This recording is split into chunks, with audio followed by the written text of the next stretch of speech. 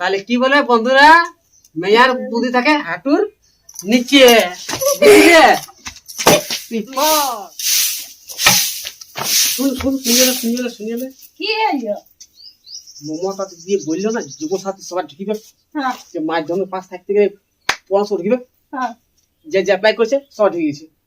হ্যাঁ হ্যাঁ পেন্দাই বলিস। প্যান্ডাই তো প্যান্ডাই, আমি দেখলি বলি সবাই সবাই মোবাইল দেখলি। ওটা গায়ের লোকে পাচ্ছে, তাহলে আমিও পাবো। আমিও মাধ্যমিকটা ক্লিয়ার করে এলি তাহলে। আর কাজ কে করে? আমিও আবার যুব সাথী লিব।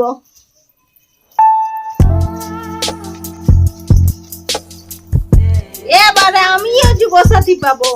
ছাগল ছানা বললে ঘাস তো তোমার মাও খায়, সে তো তোমার মতো এত বড় হয়ে খেয়ে তার পেট এমন ভারী হলো যে সে আর চলতে পারলো না। সন্ধে হয়ে সাড়ে এখানে চলে বাড়ি যা। বাবা তুই পড়ছি, হ্যাঁ কত খেপাল লাগে, তুই খেপাল লাগে এলে কি করছিস?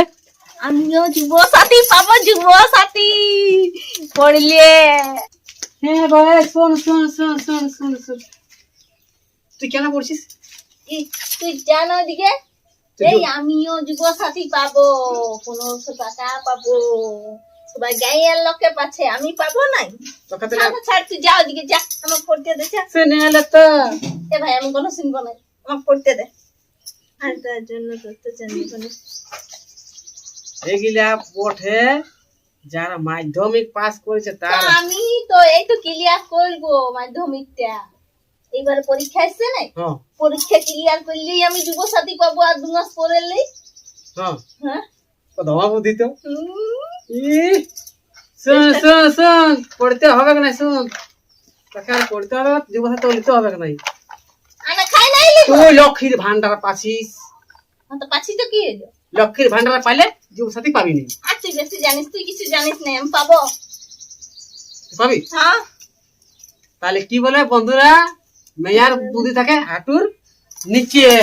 বুঝলে? তুই পড়